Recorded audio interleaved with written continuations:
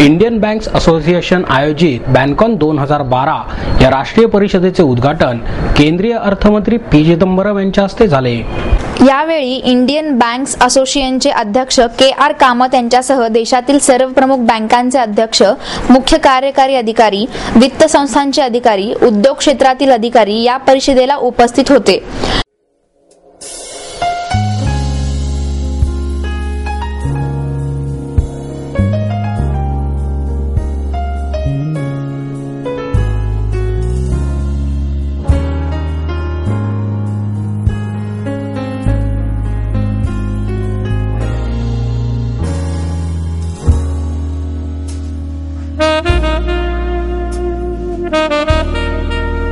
आधार कार्डच्या आधारावर देशातील लाभार्थींना मिळणारे सरकारी अनुदान थेट त्यांच्या बँक खात्यावर जमा करण्याची योजना येत्या 1 जानेवारीपासून 16 राज्यांमधील 51 जिल्ह्यांत सुरू होणार असल्याची घोषणा करून चिदंबरम पुढे म्हणाले, 2013 अखेरपर्यंत देशभर सर्वत्र या योजनेच्या अंमलबजावणीचे उद्दिष्ट आहे। त्यामुळे अनुदान थेट बँक खात्यावर जमा करण्याची योजनाही देशभर लागू करणे शक्य होईल। बँका आणि अर्थव्यवस्था यातील दृढ नाते स्पष्ट करताना ते म्हणाले, बँका हे देशाच्या अर्थव्यवस्थेचे हृदय आहे। जागतिक अर्थव्यवस्था संकटात असल्याने भारतीय अर्थव्यवस्थेला सुरक्षित राहण्यासाठी संघर्ष करणे आवश्यक आहे। यामध्ये बँकांची भूमिका महत्त्वाची ठरणार आहे। 2015 पर्यंत भारतातील 1 ते 2 बँका जागतिक बँकांच्या दर्जाच्या होतील असा अंदाज आहे। रिझर्व्ह बँकेला हवे असणारे अधिकार दिले आहेत। नवीन बँकांना परवाने देणे आवश्यक आहे। बँकिंग कायद्यातील दुरुस्ती विधेयक या अधिवेशनात होईल असेही त्यांनी नमूद केले। सध्या बांधकाम, वस्त्रोद्योग, दूरसंचार, पायाभूत सुविधा क्षेत्रात अडचणी जाणवत आहेत। त्यांना मदत करण्याचा सरकार प्रयत्न करीत आहे।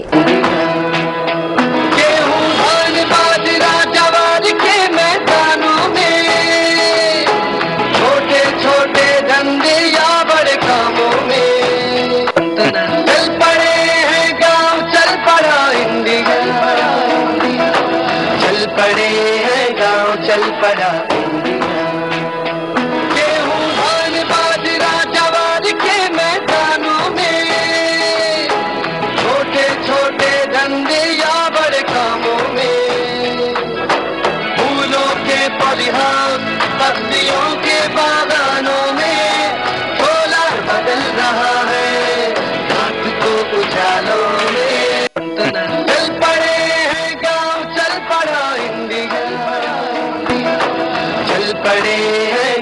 चल पड़ा गेहूं धान बाजरा जवार छोटे धंधे या बड़े कामों में चल पड़े हैं गांव चल पड़ा इंडिया चल पड़े हैं। यावेळी अर्थमंत्र्यांच्या हस्ते शेतकऱ्यांसाठीचे रुपे किसान कार्ड दाखल करण्यात आले। रुपे किसान card launched at the hands of the Honorable Finance Minister Shri P. Chidambaram.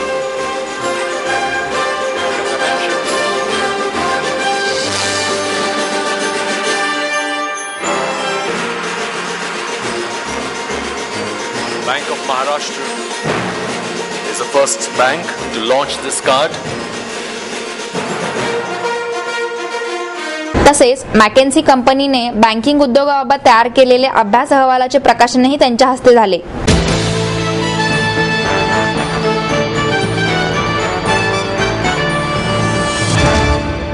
महाराष्ट्रामध्ये संस्कृतीची रुजवण करण्याचे कार्य संतांनी केले असे मत अखिल भारतीय मराठी साहित्य संमेलनाचे अध्यक्ष डॉक्टर नागनाथ कोतापल्ले यांनी केले। विश्व शांती केंद्र आळंदी, माईर्स MIT पुणे भारत आणि संत श्री ज्ञानेश्वर तुकाराम महाराज स्मृती व्याख्यानमाला न्यास यांच्या संयुक्त विद्यमाने युनेस्को अध्यासना अंतर्गत आयोजित करण्यात आलेल्या 17व्या तत्वज्ञ संत श्री ज्ञानेश्वर तुकाराम स्मृती व्याख्यानमालेच्या उद्घाटन प्रसंगी प्रमुख पाहुणे म्हणून ते उपस्थित होते। अध्यक्षस्थानी Indian council for cultural relations नवी दिल्ली येथील उपाध्यक्ष डॉक्टर S.N. पठाण हे होते। यावेळी विश्व शांती केंद्र आळंदी, माईर्स MIT चे प्रमुख प्राध्यापक doctor Vishwanath Karad, MAERS MIT चे अधिष्ठाता प्राध्यापक शरदचंद्र दराडे पाटील, माईर्स MIT चे कार्यकारी संचालक प्राध्यापक डॉक्टर मंगेश कराड, विश्व शांती संघाचे कार्यकारी संचालक डॉक्टर संजय उपाध्ये, MIT चे प्राचार्य डॉक्टर L.K. क्षीरसागर, MIT स्कूल ऑफ टेलिकॉम मॅनेजमेंटचे संचालक प्राध्यापक डॉक्टर मिलिंद पांडे, प्राध्यापक सुधीर राणे व प्राध्यापक अतुल कुलकर्णी हे उपस्थित होते।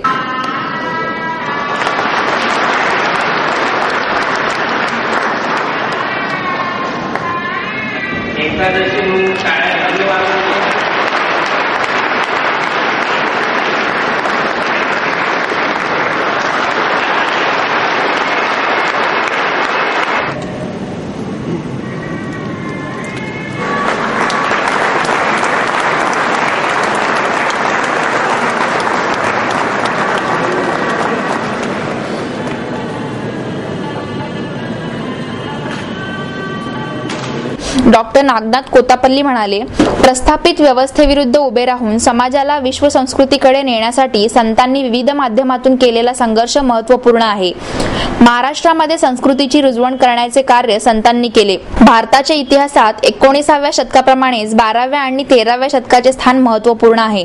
समाजातील रूढी परंपरा आणि जातीप्रथेविरुद्ध बोलण्याचे आणि लिहिण्याचे धाडस संतांनी केले. मानवतावादाची नवीन मूल्ये समाजाला पटवून देण्यासाठी व्यवस्थेविरुद्ध उभे राहण्याची वेळ संतांवर आली होती. त्या काळातील या यंत्रणांनाही संतांनी आपल्या रोखठोक वाणीने हादरा दिला. संत चोखामेळ्याने तर या काळात मंदिर प्रवेशाचा प्रश्न उपस्थित केला होता.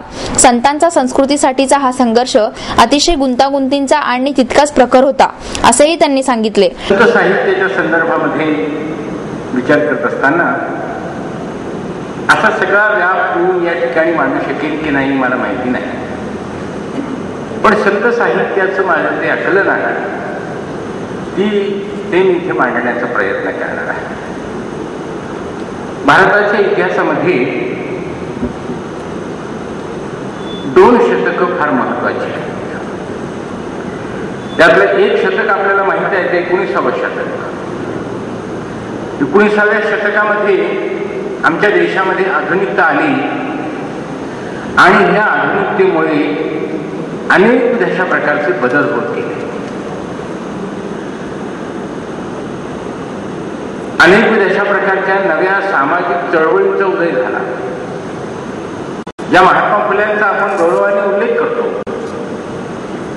या महात्मा फुलेंचा उदय हा 19व्या शतकातला उदय आहे. त्याला 19व्या शतकाची पार्श्वभूमी आहे. हे जसं आहे तसं 12वं शतक हे फार महत्वाचं शतक आहे. भारताच्या संपूर्ण भारताच्या इतिहासामध्ये वेगवेगळ्या कारणाने महाराष्ट्राच्या दृष्टीने सुद्धा 12वं शतक अतिशय महत्वाचं आहे. 12व्या शतकामध्ये 12वं-13वं शतक असं म्हणू आपण, एक संक्रमण चालू होतं. ते संक्रमण काय चालू होतं? ते संक्रमण असं चालू होतं की हळूहळू देवगिरीच्या यादवांचा पराभव होत चाललेला होता.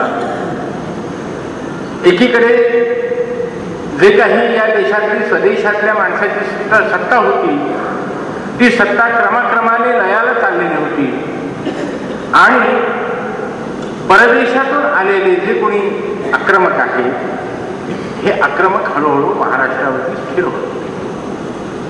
हा एक इतिहासामधला भाग आहे. पण त्याच वेळी किंबहुना कदाचित त्यामुळे असेल असं पुष्कळ होतं की माणसं जेव्हा संभ्रमित होतात, अडचणीत येतात, तेव्हा नवं चिंतन करायला लागतात, नवा विचार करायला लागतात. आणि हा पाया कोणी घातला असं जर आपण विचारलं तर हा पाया निश्चितच या ठिकाणी धर्माचा नव्या पद्धतीने विचार करून पाहणारे जे लोक होते, जे संप्रदाय होते, त्यांनी घालण्याचा प्रयत्न केलेला आहे. असा या काळामध्ये महानुभावही आहेत, चक्रधर आणि त्यांचा संप्रदाय आहे. या काळामध्ये ज्ञानेश्वर, निवृत्तीनाथ, सोपानदेव आणि मुक्ताबाई ही आहेत. प्राध्यापक डॉक्टर विश्वनाथ कराड यांनी व्याख्यानमालेच्या आयोजनामागची भूमिका स्पष्ट केली.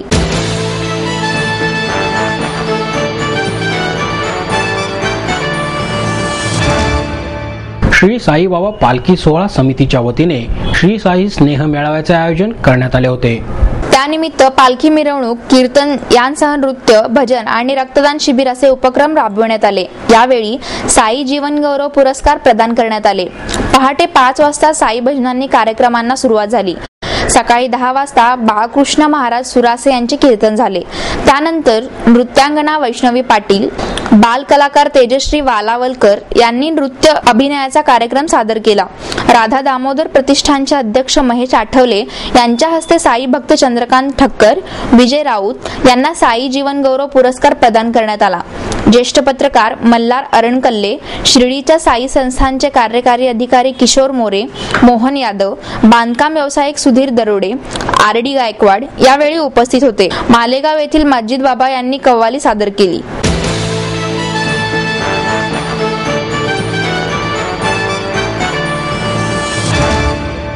शिवसेना प्रमुख बाळासाहेब ठाकरे यांच्या निधनानंतर मुद्रित माध्यमे आणि वृत्तवाहिन्यांच्या प्रतिनिधींनी मोठी मेहनत घेतली.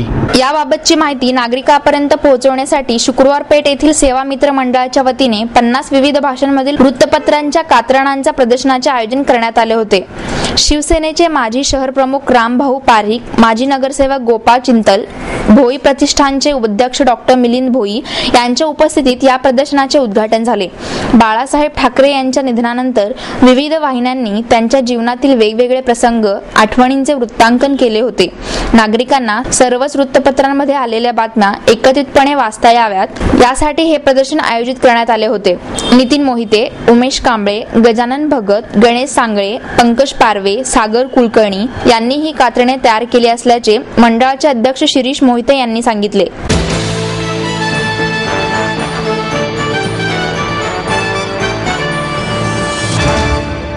भारतात आज सांस्कृतिक क्रांती होण्याची गरज निर्माण झाली असून हे केवळ तरुण पिढीच साध्य करू शकते, असा आशावाद ज्येष्ठ विचारवंत भाई वैद्य यांनी व्यक्त केला. नेहरू युवा केंद्र संघटन यांच्या वतीने पुणे राज्यस्तरीय युवा कृती आणि राज्यस्तरीय युवा संमेलनाचे उद्घाटन खासदार शिवाजीराव आढळराव पाटील यांच्या हस्ते झाले. या प्रसंगी प्रमुख पाहुणे भाई वैद्य तर नेहरू युवा केंद्र सदस्य सत्यजित कांबे, केंद्राचे मंडल निदेशक S.N. शर्मा आदींची उपस्थिती होती. वैद्य म्हणाले, देशातील अस्थिरता, निरक्षरता, मागासलेपणा कमी करण्याचे आवाहन आजच्या तरुण पिढीसमोर आहे.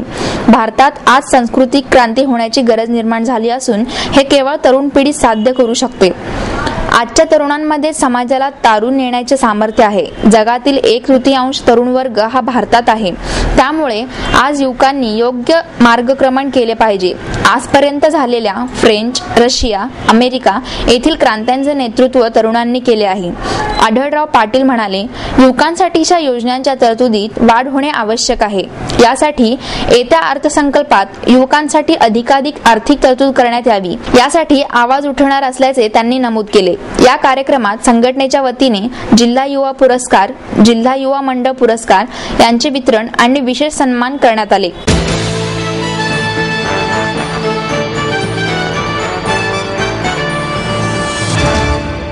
सुरेश भट गझल मंच आणि URL फाउंडेशनच्या वतीने गझल रंग या कार्यक्रमाचे आयोजन करण्यात आले होते.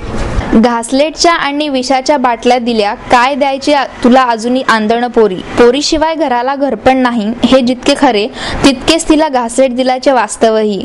याच वास्तवाला गझलकारांचे भावस्पर्शी शब्द स्पर्शले आणि काळजातील चीर खोलवर गेली. समाजाच्या हृदयद्रावक दर्शनाबरोबरच या गझलांमधून प्रेमही तेवढाच उत्कटपणे व्यक्त झाले. गझलांचा हा कार्यक्रम उत्तरोत्तर रंगत गेला. मध्येच केलेली वीज देखील कार्यक्रमाला अडसर ठरली नाही आणि रसिकांची सायंकाळ गझलमय झाली. प्रत्येक गझल सादर होताना योग्य ठिकाणी दाद देत रसिकांनी कार्यक्रमाला उंचावर नेले. राधा भावे यांनी काळजाचे गुप्त रस्ते बोलवायला लागले, तुझे स्वप्नात येणे आवडायला लागले असे शब्दबद्ध केले. गझलवरचे प्रेम ह.वा. शिंदे यांनी सजवी वेदनांची वस्ती गझल, नसतीच आसवे तर नसती गझल या शब्दात मांडले.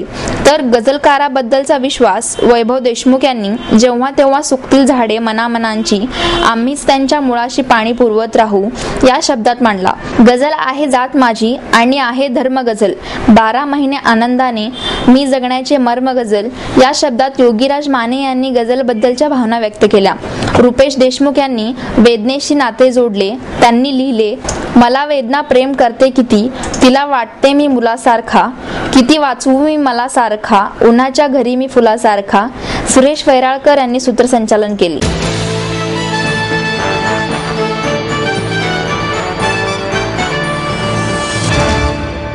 महात्मा फुले यांच्या पुण्यतिथी निमित्त 28 नोव्हेंबर रोजी समता दिन साजरा करण्यात येणार आहे.